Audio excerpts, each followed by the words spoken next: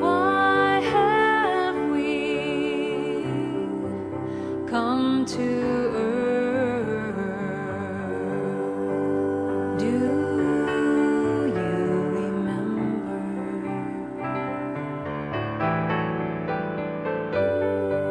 Why have we taken birth? Do you remember? Thank you, Chris and Diana. Into it. That's the name of the group, is Into It. It's not their last name. I'm going to embarrass our new guest for just a moment who stopped by. Jim, you want to stand up? Justin, I'm sorry. Justin is a practitioner, licensed practitioner from the Amazing Grace Church up in Seattle, Washington. So, we've seen each other on Facebook and I think met in person while he's still living there. I'm not sure. But anyways, thank you for being here. Huh? He is probably here visiting family and friends for Thanksgiving. I'm going to guess. All right. So I wanted to go over the reading just for a moment.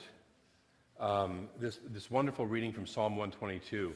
As you know, we don't usually do Psalms and Bible verses for our readings. We usually do Ernest Holmes. But I loved this reading. And it's if you were in a Catholic or an Episcopal church today, you might find this as part of the liturgical reading, but it's got some really deep meanings to it that apply to us. So the part where it's, starts off with, "Now our feet are standing within your gates, O Jerusalem." Jerusalem is us. It's our consciousness. It's our high consciousness. It describes it as a city that is at unity with itself. And our deep sacred space within us, our own inner Jerusalem, if you will, is at peace, is at unity within itself. And when we're at unity within ourselves, then all the tribes come to Jerusalem. When we're not at unity with ourselves, we dissipate the energy out through all the tribes, and they head out, and away and rebel and go on their separate ways. Some of you've got tribes like that, right, in your own life? Psychology sometimes calls it the committee. That goes its own way and wants to do its own thing. But when we're in that oneness, the tribes come up to us.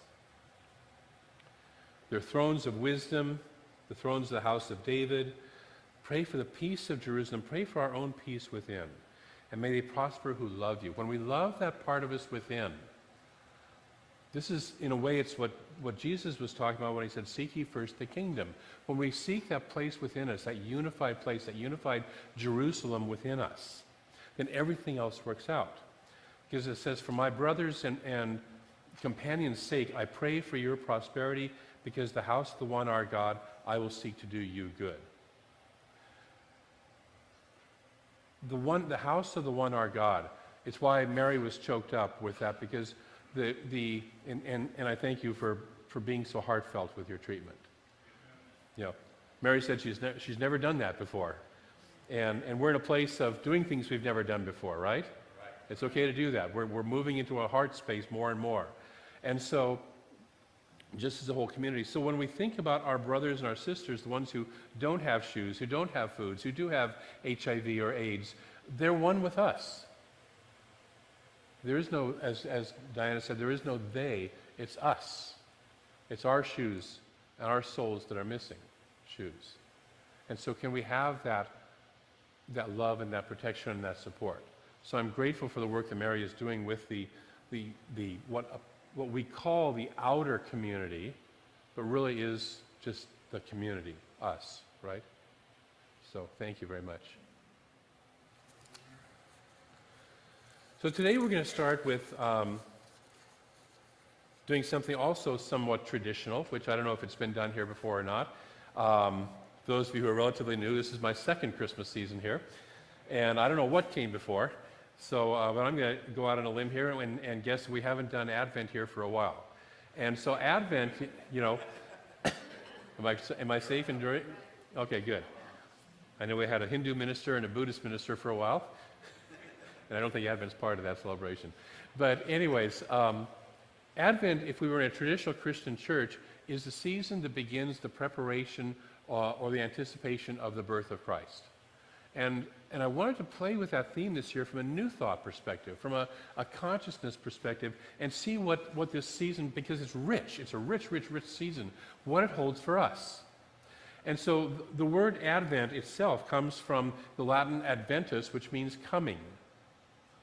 And Advent, if you take your Latin and separate that, ad, A-D, it means to or toward, and ventum or ventus comes from the Latin word for wind. And so it's a way of being blown towards. The wind is moving this towards us towards this. Last week I talked about the Hindu teacher who talked about that grace is all around us, and all we have to do is put up our sails. So this is another invitation to put up our sails, to collect, and to move towards this. And what is it we're celebrating? What is it that we're moving towards? It's the birth or return of the light. The rebirth or the return of the light. And this is the light, what we're talking about, within us. You and I are the light. This isn't about, some, kid 2,000 whatever years ago. This is about us, right here, right now. The lights never really died, right? But it seems that way. Even in the physical world, yesterday I was putting up Christmas lights on my roof and had a wonderful experience. Have you ever taken your lights and you've tested them all out and they all work when they're in your living room, and then you spend an hour putting them up all carefully on your roof, and you go plug them in and they don't work? I said a couple of unministerial words and then ripped them all off from the ground. And they still didn't work, by the way.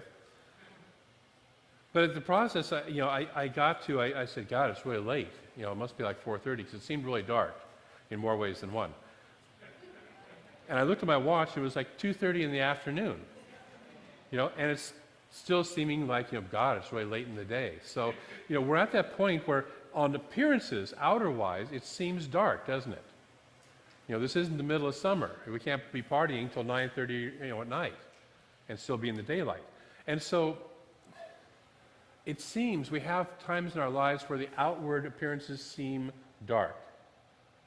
You've experienced this, right? Or you know somebody who has. Okay? So our appearances overwhelm us.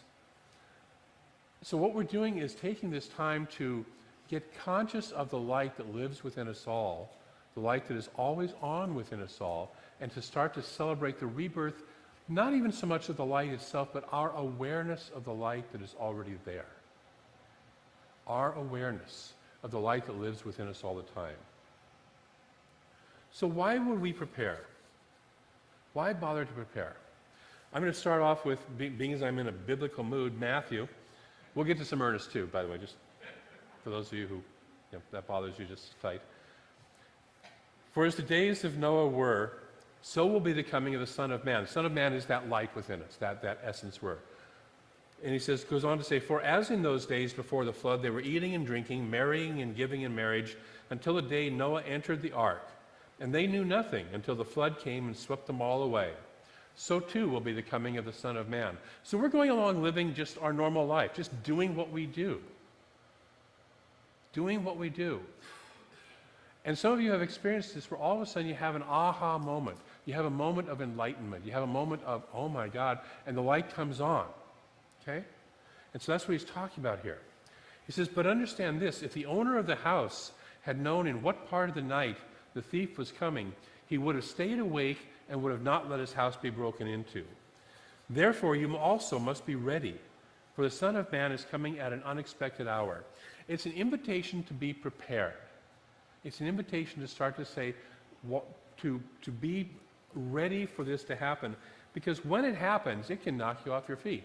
A great example of that is Paul, the apostle, riding into Damascus to persecute the Christians, and he gets knocked off his horse by a bolt of lightning. And what happens to him for a while? He goes blind. He's blinded, literally blinded by the light. Okay? When we're not prepared, when we're not in a high consciousness, when we're not ready, we can literally get blinded by the light. So we in religious science, we love to talk about preparing the soil of our consciousness to manifest the true desires we want. To have that soil that's within our own consciousness be ready to receive that. See, we can take a plant and throw it into any kind of soil, right? You can plant it in any soil. But if you want it to actually thrive and grow, it needs to be in a soil that's a certain kind of soil. And the soil has to be prepared for that plant. It has to be balanced in its acid and alkaline process. I remember when I first moved to Seattle, I was trying to plant something that grew well in California for me, and I was trying to plant it in some soil underneath a big evergreen tree.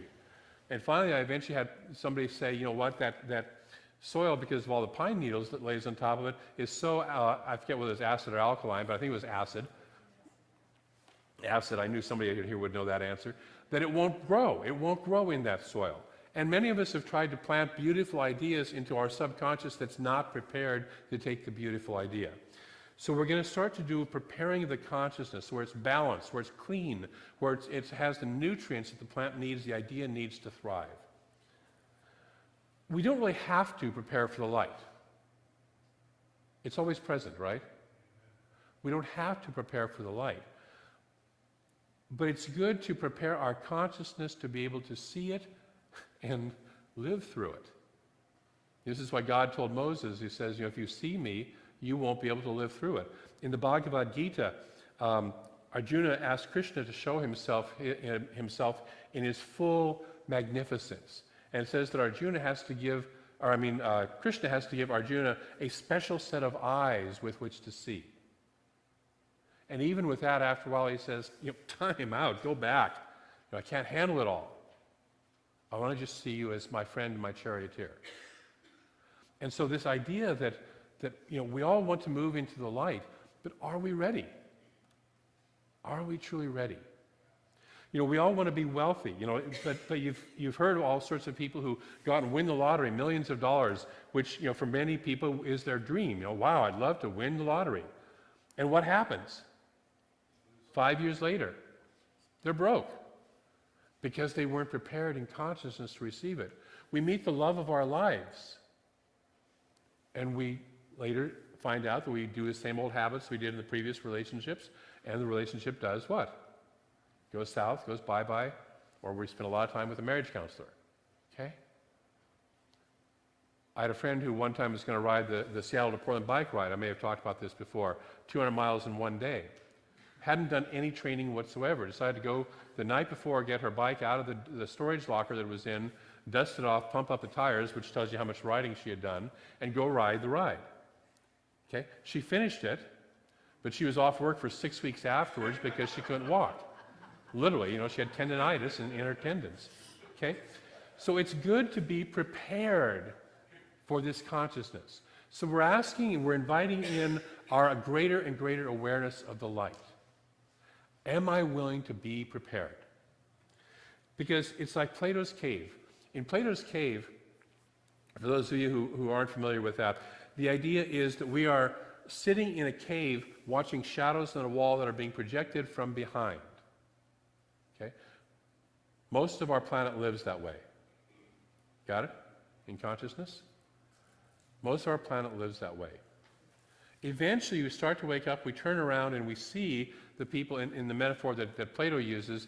It's a fire, and people are doing shadow puppets in front of the fire to project up onto the walls. And and as we awaken, we begin to be aware of that's what's happening. So we begin to be aware of the situation and the circumstance. True awakening, however, is when we notice that there's a door to the cave and we can leave. Okay? But what happens in this metaphor is that people leave, they head out into the bright light of daylight, and it is so bright, it is so overwhelming that many of them turn around and go back into the cave because it's far more comfortable and less painful than the initial blast of light. And the reason for that is they're not prepared for the light. So this is a season where we're going to play with being prepared for the light. Are we good with that? Okay? Because we don't want to suddenly experience the light and then head back into the cave. For those of you who, like me, love the original movie, The Matrix, there was the one guy who said, basically, plug me back in. I can't take the reality anymore. Okay? We don't want to be that person. Do we? I don't. No, let me put it that way. I won't project that onto you. So we're going to work with this idea of Advent, and Advent takes place over 4 Sundays, and each of the candles, each of the Sundays has a theme to it.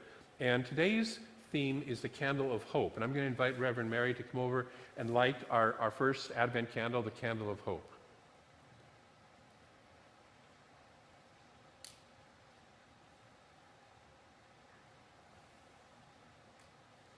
Thank you. Now, if you're familiar with Ernest Holmes, you know what he thought of hope, right? Anybody? Huh? Subtle illusion, very good. Hope is good. It is better than despair, but it is a subtle illusion and is an unconscious compromise. He was infamous for his stance of, he thought hope was almost a 4-letter word in terms of a inappropriate 4-letter word. I mean, it is a 4-letter word, but an inappropriate word. He preferred faith. He preferred knowingness. He preferred absolutely standing in that conviction and knowing rather than hope. One of the places in the Science Mind textbook, he talks about that most people do a treatment this way. There is only one God. There's only one life. There's only one power in the universe, I hope. Or I am one with it, I hope. Okay? And that's different than there is only one, and I absolutely know that.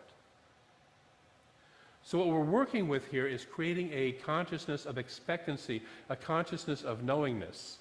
And so I'm going to invite that candle to be not only a candle for hope, but also a candle for that expectancy and that knowingness. See, we expect and know that the light will return. The physical light on this planet, the sunlight, will return, right? It will be 115 degrees in Reading next summer. We all know this, except maybe Justin, who hasn't experienced it yet, and I invite you to come back next summer when...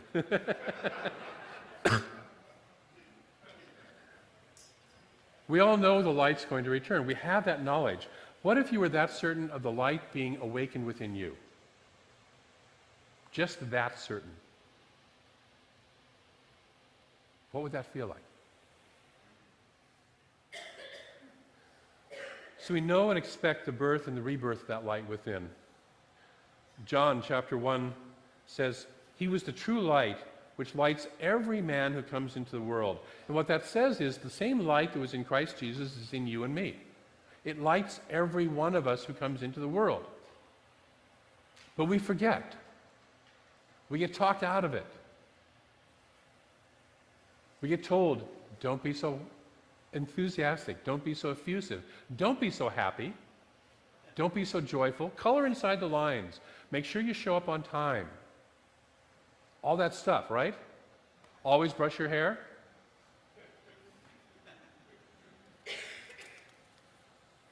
So you got them. I got those messages. Did you? Okay, good. Then if you went to a nice Catholic church like I did, you were told when to stand, when to kneel, when to genuflect, when to, all that stuff, right? And so we're told when to act, how to act, and all that stuff. And pretty soon we're not sitting there in the light anymore. I loved it at the Thanksgiving evening service last Sunday. Rod Brayfriendly,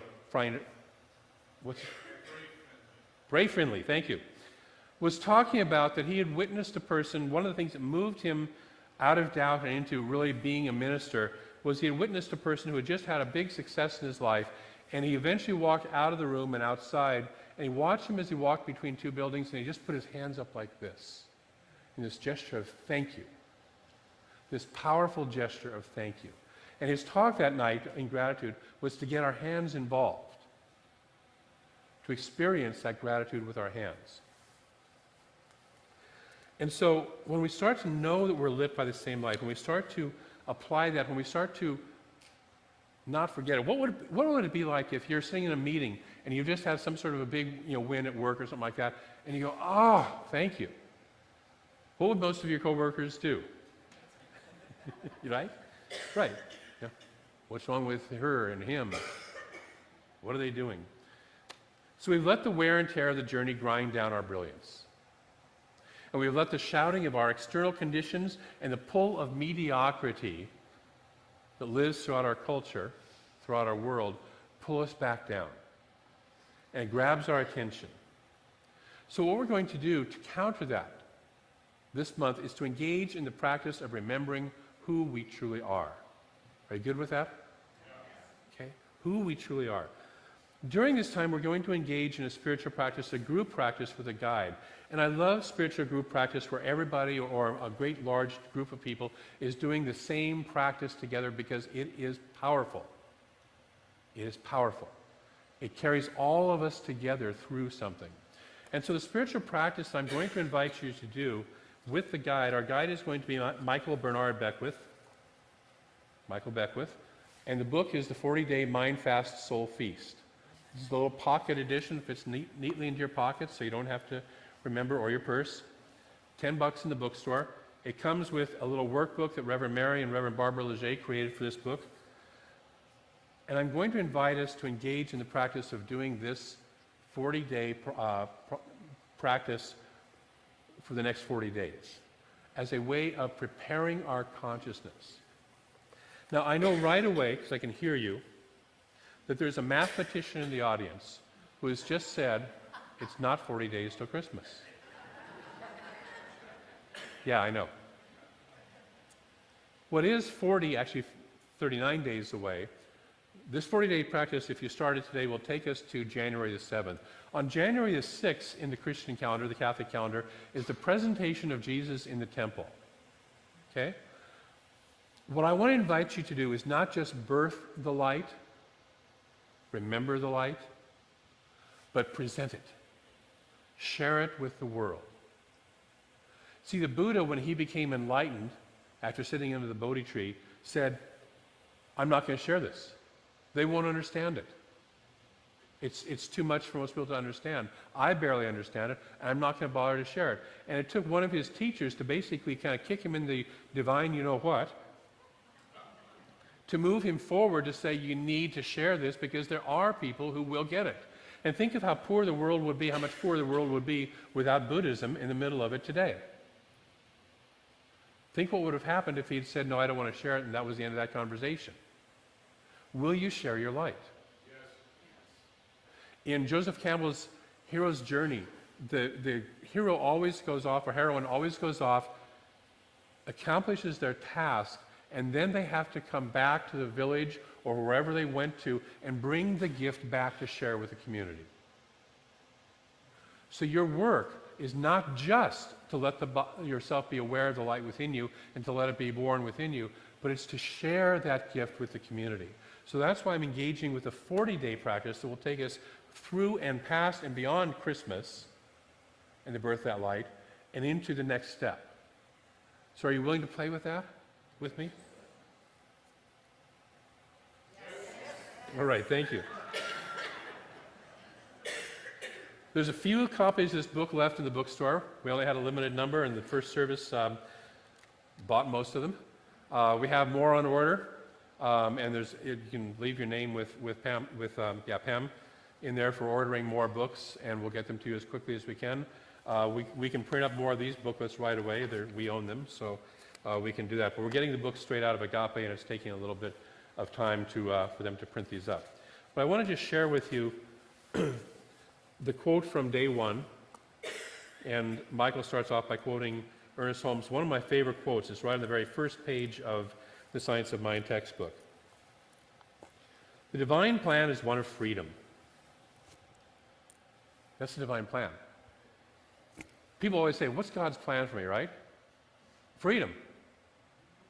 Period. The inherent nature of man is ever seeking to express itself in terms of freedom because freedom is the birthright of every living soul. Our plan is freedom. As I was telling you first service, I was listening yesterday to the conclusion of a football game, and one of the players is sitting there going, I'm so grateful God brought us all together. It was God's plan for us all to be on this team with this wonderful coach and win this fabulous game. And I'm sitting there going, I don't think God has a football plan in his date book or whatever. I don't think that's really it. Our plan is freedom. God's plan, is freedom. for us to choose and for us to make wise decisions.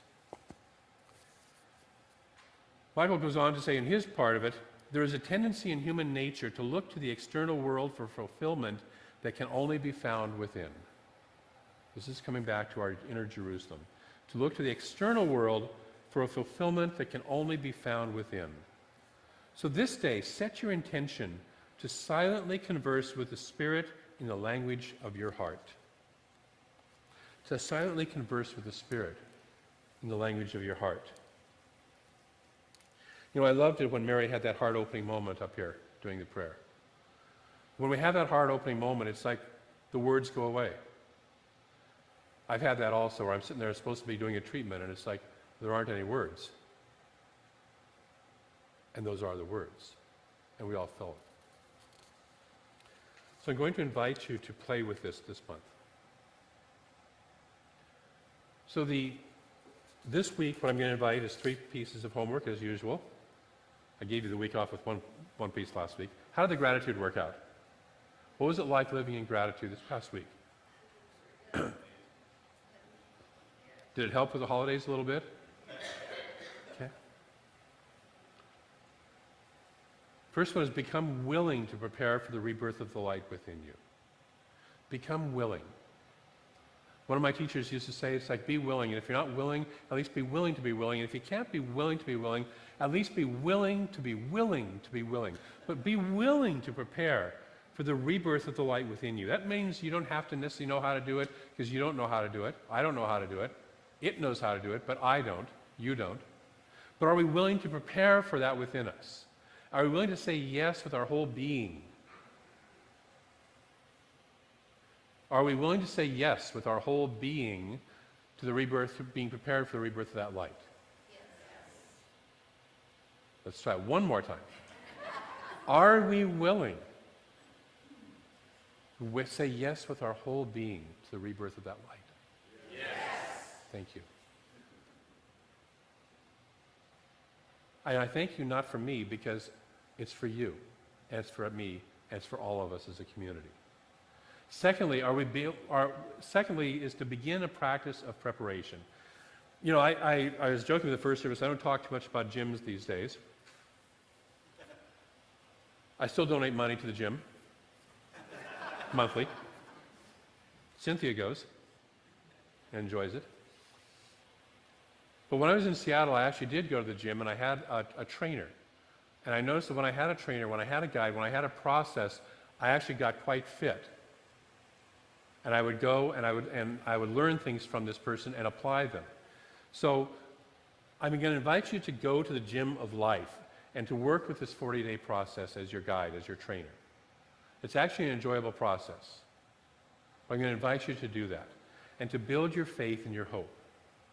Are you willing to do that part of it? Are you willing to begin the practice of preparation? And then finally, thirdly, is to build an expectation of the light fully, and get this, fully expressing as and through you. Fully expressing. See, if you're like me, you've lived through a bunch of Christmases before, right? And some of them have been New Thought Christmases where you've heard talks about the light being born, and you sit there and go, oh yeah, that was nice. Nothing much really happened. I didn't grow a whole lot. One of my favorite Ernest Holmes moments is where he says the principle is not bound by precedent. God doesn't care what came before. Rumi has a poem where he talks about, no matter how many times we've fallen off the caravan, fallen out of the caravan, come back again and ride and walk with the caravan beyond the caravan.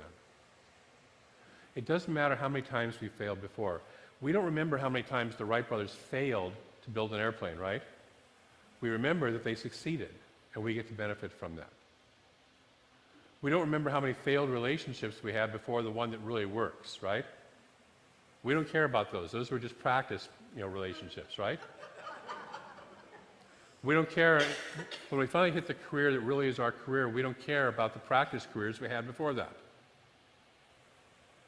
Okay?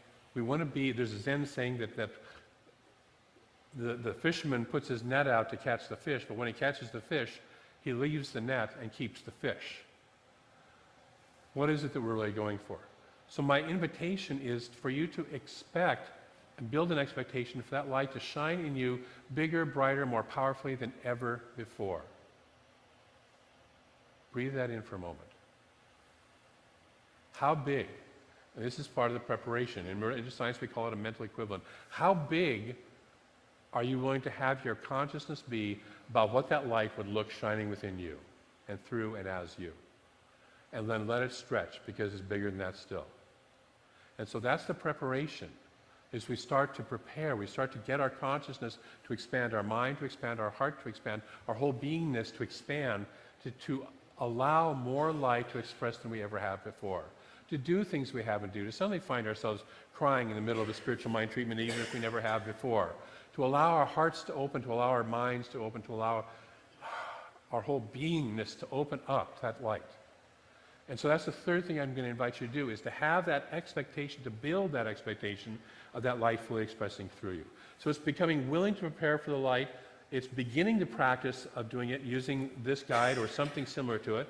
And it's to build the expectation of that light expressing through you more fully than ever before. Are you willing to play with that this time? Yes. Okay. We're going to dance with that whole theme this month.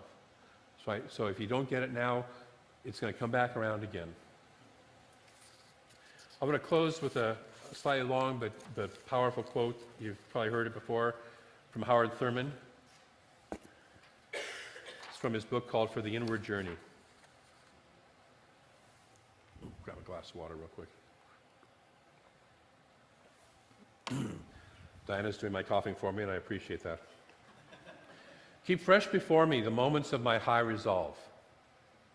Despite the dullness and barrenness of the days that pass, if I search with due diligence, I can always find a deposit left by some former radiance. But I had forgotten. At the time, it was full-orbed, glorious, and resplendent. I was sure that I would never forget. In the moment of its fullness, I was sure that it would illumine my path for all the rest of my journey. I had forgotten how easy it is to forget. There was no intent to betray what seemed to be so sure at the time. My response was whole, clean, and authentic. But little by little, there crept into my life the dust and grit of the journey. Details, lower-level demands, all kinds of cross-currents, nothing momentous, nothing overwhelming, nothing flagrant, just wear and tear. If there had been some direct challenge, a clear-cut issue, I would have fought it to the end and beyond.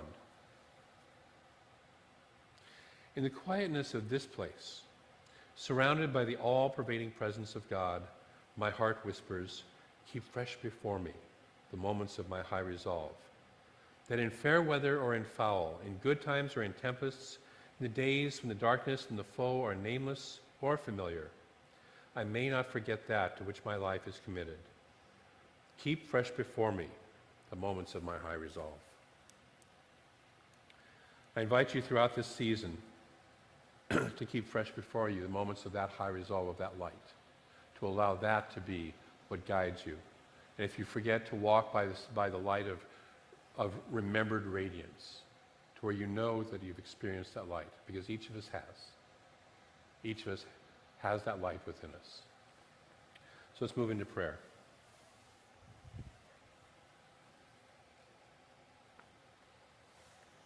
And I know there is only one. There is only one life. Pure, beautiful, powerful. A light that is beyond all comprehension. A life energy that is greater than anything we have ever allowed ourselves to experience. That infinite is the only thing there is. It's the only game in town. And we are one of it. Because it is all there is nowhere else for us to be. We are already right here, right now, one of this life, one of this light, one of this beautiful power, love, wholeness. We are that. It is the truth of us. It always has been. It always will be. And so I speak my word that right here, right now, we remember that. We wake up to that to a greater degree than ever before. We allow the power of that light to to illumine the dark spaces and to chase away the darkness. We allow the power of that life energy to illumine the places that may seem dead or ill and chase that away. We recognize that we don't have to know the how. The light itself knows how to do that. We just simply say yes to the light. And so I speak my word that each of us, to whatever degree we can, to the greatest degree we can, says yes to that light, yes to that life, yes to that love, yes to that God nature of who we truly are more fully than ever before. We say yes. And for this yes, I am grateful. For the Spirit that moves through this, for the good and the brilliance in each of our lives and our brilliance collectively that comes out of that, I am ever so grateful. For the Spirit that lives, moves, and has its being within us all, I am ever so grateful. And so in that sense of gratitude, I release this word into a law that moves it into form and expression, that knows how to grow this idea into a fully orbed, living being, living thing. We let that law, we let that process of Spirit do its thing. We let God be God today. And allow it to simply have that life energy within ourselves by simply saying yes, and by simply saying together, and so it is. Love.